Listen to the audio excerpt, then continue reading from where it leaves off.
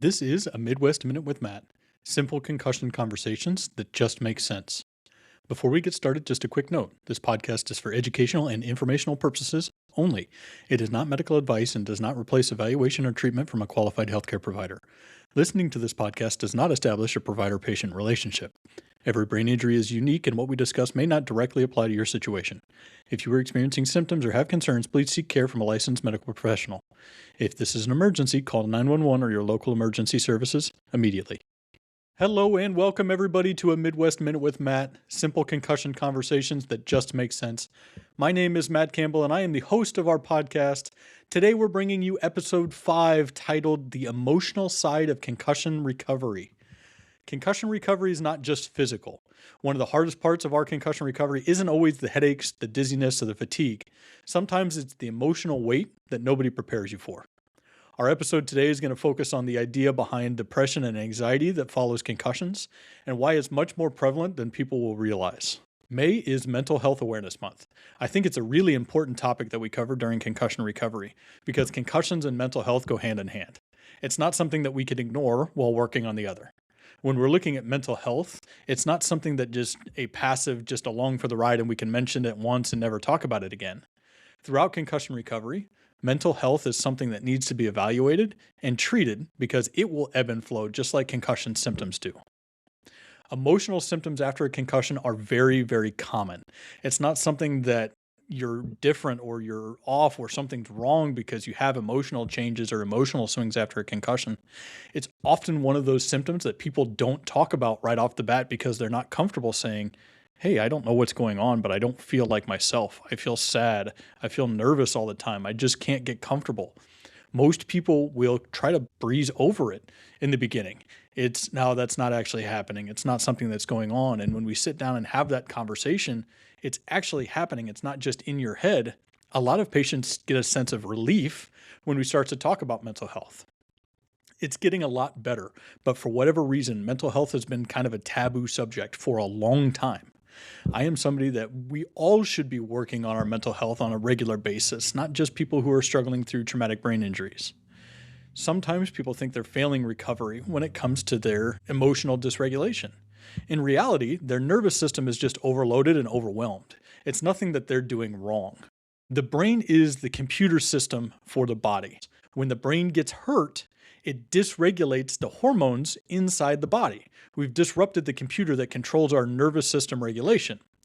When we look at hormones, the brain is in control of storage, production, and maintenance of a large number of hormones, and its job is to make sure that everything's functioning in perfect balance and perfectly in sync. After concussion, when we disrupt the hormones, it takes a long time and a lot of effort for the body to re-regulate those hormone systems. Generally, what that means to people is right after they get hurt, there's a massive influx in emotional dysregulation. We get happy for no reason. We get sad for no reason. We get angry for no reason. People will pop up and try to fight people after their injury. They'll run around and not feel symptoms for a long time because adrenaline will be high. It's something that occurs immediately after the brain injury that once that initial response is done, it takes some time for the brain to re-regulate our hormones afterwards. Depression is a brain going slower than it wants to go with a hormone imbalance. A concussion is a brain going slower than it wants to go with a hormone imbalance. If we look at it from a very basic standpoint, they are identical in how you will present. Add on top of that the body is trying to regulate our hormone cycles. We have an increase in startle reflex, and it's no wonder that the brain does not feel comfortable. When the brain doesn't feel comfortable, you will present as feeling anxious. I'm nervous. I can't get comfortable. When I talk to patients about the idea behind anxiety, some of it is traditional anxiety. I'm nervous, I'm irritated, I'm stressed all the time. Other times, it's I don't know why, but I got to move. I can't sit still. I can't get comfortable. If I'm in a busy environment, I feel overwhelmed and I have to leave. We have a reduction in the tolerance for stimulation, noise and movement and lights. Too much going on will cause the body to feel overwhelmed. Anxiety can present like feeling overwhelmed. The brain is not failing in its recovery. It is overwhelmed. It's overworked. It's overloaded. Systems become louder when the brain feels threatened, exhausted, and overloaded. Now we take a system that feels overloaded, and we have the hidden part of concussion recovery where life doesn't stop. It's not like you can just sit down and not do anything, especially for my adult patients. Life doesn't stop. There continues to be the normal ups and downs that happen throughout every human's emotional journey. We all go from being happy to sad to angry. It's not like all of a sudden that stuff just goes away when we talk about concussions. There is still fluctuation in that day-to-day processing. Now you add a brain injury on top of it, and it's like putting a magnifying glass over top of that emotional swing. We get really happy for no reason, then we get really sad for no reason. Then we get angry because we were happier earlier and we aren't anymore. And then we get sad because we remember we're angry again. It's a real up and down type of roller coaster. Bills continue to pile up. We miss school. We miss work. We have to be a parent or a spouse. We're missing out on games and we're not able to be around the people that are there for us. It leads to an emotional weight that kind of sits on our shoulders. That emotional weight will cause friction. The more we feel emotionally overloaded, the more we feel exhausted or overstimulated, the more the body and the brain will start to isolate. We pull back from things. We no longer get happy with things that normally made us happy. We kind of isolate away from people because we get tired of explaining things. Not only are we tired of explaining how we feel, we may not completely understand why 10 minutes ago I was laughing at jokes with my friends and now I just want to go lay down in bed and I can't get up. It's the isolation that happens after concussions that we have to really be careful with when we look at trying to help somebody navigate through concussion recovery. If you're on your own recovery journey, that isolation, it becomes easier. You feel safer. You feel more secured because when I'm isolated, I generally know how I'm going to feel, and it's not good, but it takes away the unknown. When we have the unknown, that's what causes the brain to feel anxious. So not only do we have the anxiety overload or the overwhelmed nature of the brain, we also have isolation leading to an increase in difficulty. That isolation keeps us from experiencing or being exposed to the stimulus that we need to get back to normal. It becomes an emotional weight. We stop doing things, we pull back. People around us don't understand. We don't understand what's going on. And in the big picture, it's why we talk about concussions being an invisible injury. Not only does it mean being invisible to healthcare, being invisible to the people around you because it's out of sight, out of mind. You have the people that are close to you that will check on you and make sure that you're doing okay, your spouse, your family, your friends. Hey, how you been? I haven't seen you for a couple of days. Are you feeling okay? But to the general population, if you don't show up anymore, people will generally forget that you were even around. Not everybody during concussion recovery will isolate, but that isolation is something that leads to the increase in depression symptoms following a brain injury. We have to be very careful with somebody who is isolating because that isolation causes increase in symptoms because of lack of exposure.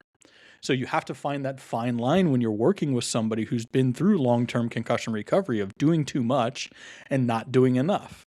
And it's the hard part to maintain that fine line, especially somebody who's dealing with mental health difficulties. You're not lazy. You're not weak. It's not your brain being broken. It's your brain and nervous system being overwhelmed, and they're trying to protect you in the big picture. The longer we don't feel good, the harder it is to remember what good feels like. And that's one of the hardest parts of depression post-brain injury, is we tell everybody, hey, we're trying to get you back to normal. Well, I don't even know what my normal feels like anymore. The longer you don't feel good, the more we have to worry about the depression and the anxiety side of things. Forever, anxiety has been used as a catch-all diagnosis to tell somebody that, we can't physically find anything wrong with you, so it must be in your head that you have anxiety or that you're anxious. When I talk with patients, I am very honest and upfront. I need you to understand what I'm saying. I am not saying that you have anxiety. I am not saying that you're an anxious person. I am telling you that your brain is anxious. When your brain is anxious, it will present in a variety of physical and emotional symptoms. We'll go through stress, we'll go through increases in blood pressure and heart rate, temperature regulation will struggle, we'll sweat more, we'll shake more, there'll be an increase in hormones. It will throw things off. So when I start talking about the anxiety post-concussion, I want all of my patients and everybody that I'm working with or that's listening to this podcast to understand that the brain is anxious. You do not have anxiety. The brain is anxious. I don't want patients to ever feel like we're downplaying what they're going through and calling it anxiety, because that's what's been used in the medical field in the past to cast somebody aside and say, well, yeah, there's nothing else we can do for you. This is just you. So when talking about the mental health side of depression and anxiety post-concussion, it's something that needs to be very carefully explained to patients. Because if we're just all of a sudden saying depression and anxiety are causing your symptoms to a patient, you just told them that there's nothing wrong, that they're just depressed, and that's why they feel this way. Even though that may not be the intent of your conversation, there is such a stigma around depression and anxiety that once a patient hears those, they can tune out. They can struggle with talking to you, or they can struggle with listening to your explanation, because to them, especially if they've been to different providers before getting to you, or that you've been through a lot of different people, the first time you start talking about depression, I'm out. I'm done. I'm not depressed. Have I been diagnosed with clinical depression before my injury? Maybe. Was I dizzy to the point where I couldn't stand up anymore? No. What's changed? Well, I got a concussion. So blaming a old clinical diagnosis or blaming somebody for having depression or anxiety on the reason their symptoms are high is doing a disservice to the medical field. And you have to be very careful when you talk about it, but it is something that needs to be addressed. I explained depression and anxiety, and PTSD for that matter, of kind of like a grease fire that's burning in a pan. And then you got a concussion, and it's a football. And we're going to take that football and we're going to spike it down into the middle of that pan. Well, if you spike a ball down into the middle of a grease fire, what's going to happen is the flames are going to go up really high, and then eventually it's all going to settle back down and the grease is going to be a low burn back in that pan. But after we've spiked that football, the curtains are on fire, the carpet's on fire. All of a sudden, we've got to put all of these other fires out so we can calm down the central nervous system, so we can get back to treating and managing the underlying depression and anxiety. It's not just depression and anxiety causing problems, but once we have a concussion, we have to calm down the rest of the fires to get back to managing that depression and anxiety. So what do we do to help navigate through the depression and anxiety? If you're a provider that's listening, the first thing that we need to do is we need to establish what the patient's happy place is.